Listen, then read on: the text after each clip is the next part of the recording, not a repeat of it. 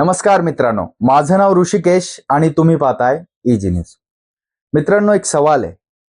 एक पॉलिटिशियन आहेत ज्यांचं नाव आहे राहुल गांधी, ज्यांचं नाव काही वर्षांपूर्वी फक्त मीम्स आणि मजाक करण्यासाठी आयटी सेल वापरायचं. आज त्याच राहुल गांधींच्या स्पीचेसचे रील्स बनत आहेत, क्लिप्स व्हायरल होत आहेत आणि जेन झी त्यांच्या पॉलिटिकल स्टेटमेंट्सवर चर्चा करत आहे. So what change? Rahul Gandhi बदलले की मग जेन झी विचार करायला लागली? मित्रांनो, आजची जेन झी कोणत्याही नेत्याचा फक्त तो मोठा नेता आहे म्हणून फॅन होत नाही. तिला हवं असतं ते म्हणजे ऑथेंटिसिटी, रिलेटेबिलिटी आणि सर्वात important, don't lecture me, talk to me. आणि कदाचित इथूनच राहुल गांधी यांची पॉलिटिकल इमेज सुरू होते. अनेक वर्षापर्यंत संघटनांनी आणि भाजपच्या आयटी सेलने प्रोपगंडा करून राहुल गांधी यांची पॉलिटिकल इमेज एका शब्दात पॅकेज केली होती, पप्पू. पण पॉलिटिक्समध्ये एक इंटरेस्टिंग गोष्ट असते, a narrative can be powerful until people start questioning it. आणि आता भारत देशातील लोकांनी आयटी सेलच्या या प्रोपगंडाला धुडकावून लावलंय. आज राहुल गांधी स्वतःला एक वेगळ्या पद्धतीने प्रेझेंट करतात, शून्य स्क्रिप्टेड, जास्त कॉन्व्हर्सेशनल आणि प्रत्येक वेळी प्रचंड इन्फॉर्मल. आणि जेनझीला हीच गोष्ट इंटरेस्टिंग वाटते, कारण ही जनरेशन पॉलिटिशियन्सना फक्त स्टेजवर पाहत नाही, तर इंस्टाग्रामवर पाहते, युट्यूबवर पाहते, पॉडकास्टमध्ये पाहते आणि मीम्समध्येही पाहते. लेट्स बी ऑनेस्ट, आजच्या 20-25 वर्षांच्या युवकांसाठी पॉलिटिक्स म्हणजे फक्त बीजेपी वर्सेस काँग्रेस नाहीये. त्याचा प्रश्न आहे, माझी जॉब कुठं आहे, एक्झाम कधी होणार आहे, पेपर लीक का होत आहेत, रिक्रुटमेंट कधी होणार आहे, डिग्री नंतर काय. आणि जेव्हा राहुल गांधींसारखा नेता या इश्यूजवर डायरेक्टली बोलतात तेव्हा कॉन्व्हर्सेशन नॅचरली बदलते.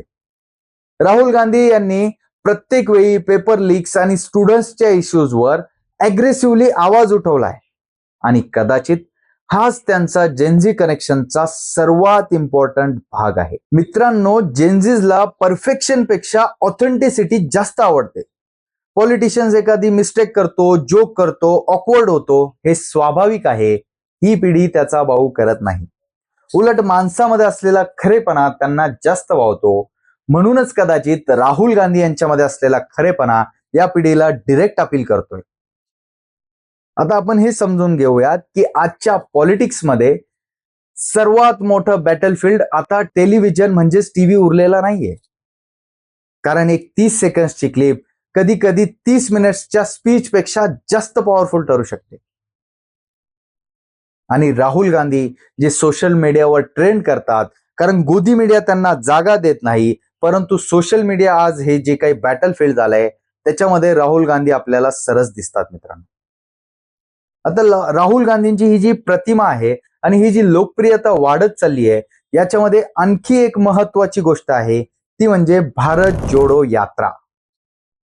राहुल गांधींना तरुणांमध्ये लोकप्रिय करण्यामध्ये राहुल गांधींच्या याच भारत जोडो यात्रेचा मोठा वाटा आहे. भाजपच्या आयटी सेलने आणि गोदी मीडियाने राहुल गांधी यांची इमेज अशी केली होती की ते फक्त पार्लिमेंट आणि प्रेस कॉन्फरन्स मध्ये दिसतात.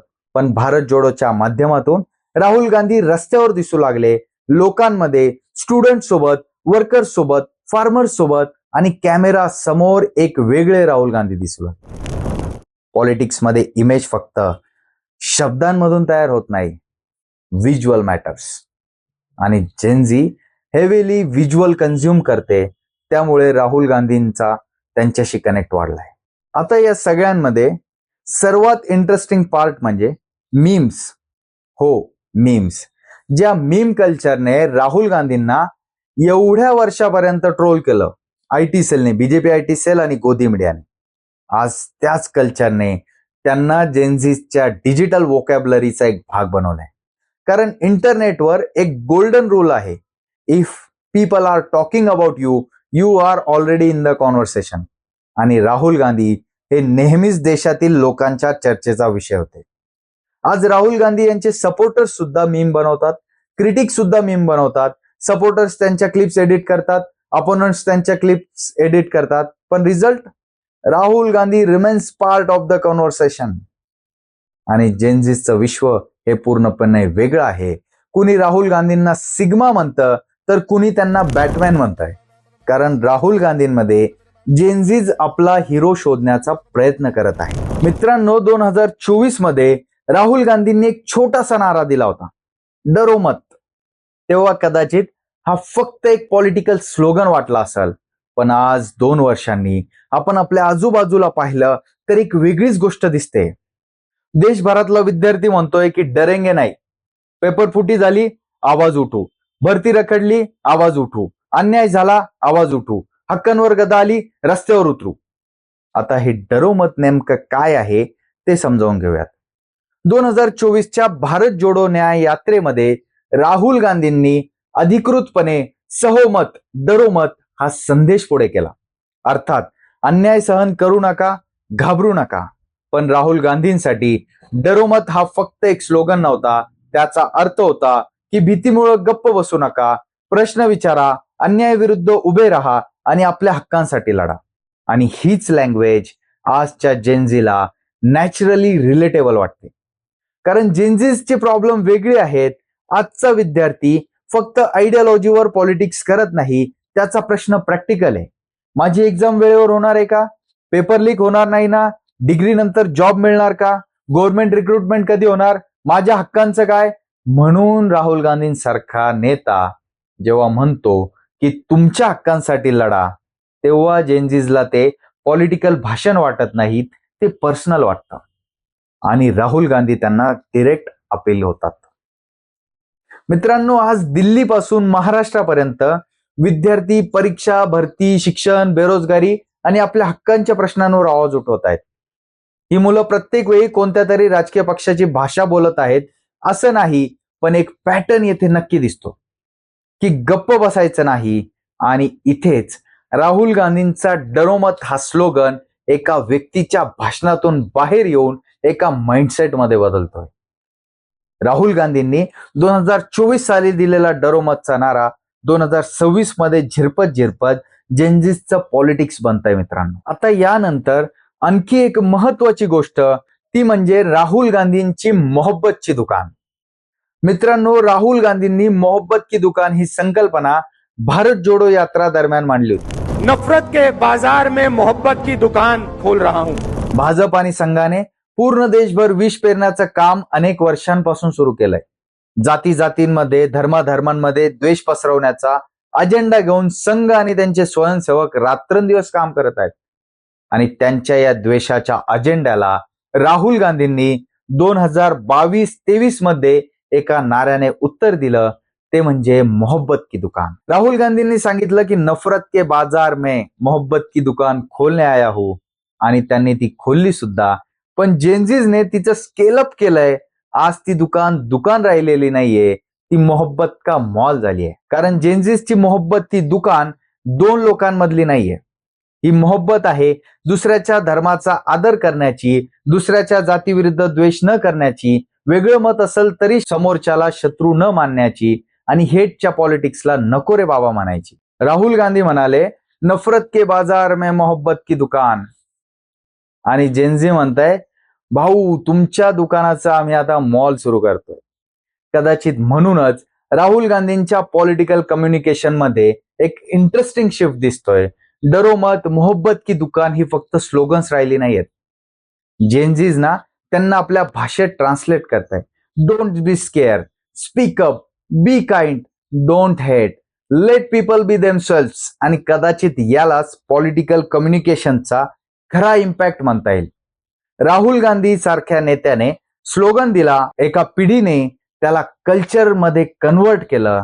दुकान राहुल गांधींची होती, पण मॉल जेनझीजने बनवला. आता हा मॉल त्यांनी कुठं सर्वात अगोदर आपल्याला दाखवला, तो म्हणजे दिल्ली आंदोलनामध्ये. आपण बघितलं असेल की दिल्ली आंदोलनामध्ये पोलीसवाले, अमित शहाचे जे पोलीस होते, ते विद्यार्थ्यांना अत्यंत अमानुषपणे मारत होते.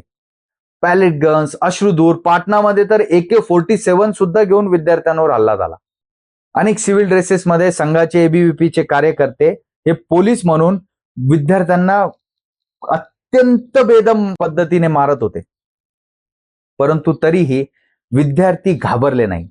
म्हणजे अनेक केसेस तर अशा होत्या की एका मुलाला 20 जुलैच्या त्या आंदोलनामध्ये मार लागला, दुसऱ्या दिवशी तो त्याला प्लास्टर लावून आला आणि परत आंदोलनासाठी उभा राहिला.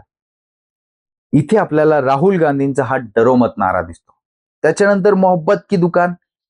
आपण बघितलं की आंदोलनामध्ये भाजप आणि संघी किड्यांनी खूप प्रयत्न केला की आंदोलन बदनाम करता यावं, विद्यार्थ्यांच्या आंदोलनाला गालबोट लागावं, जाती जातींमध्ये द्वेष व्हावा, धर्माधर्मांमध्ये द्वेष व्हावा, आरक्षण, अँटी रिझर्वेशन अशी बायनरी तयार व्हावी, जेंडर इनइक्वॅलिटीच्या माध्यमातून हे आंदोलन बदनाम करावं, असं खूप वेगवेगळे प्रकार त्यांनी केले.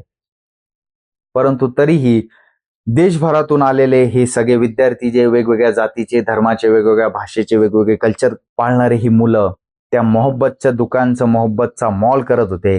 ह्या कुठल्याही प्रोपगंडाला ते बळी पडले नाही, एकमेकांसाठी उभं राहिले आणि राहुल गांधींचा जो मोहब्बतची दुकान होती ती जेनझीजनी मोहब्बतचा त्याचा मॉल केला मित्रांनो. आणि म्हणूनच कदाचित राहुल गांधी जेनझी बनले नाहीत, तर जेनझीने राहुल गांधी यांना नव्याने समजून घेतलं.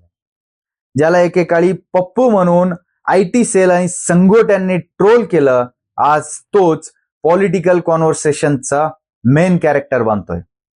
काहींना हे देलेलू वाटेल, पण पॉलिटिक्समध्ये एक गोष्ट क्लिअर आहे, if you are talking about him you already making him relevant.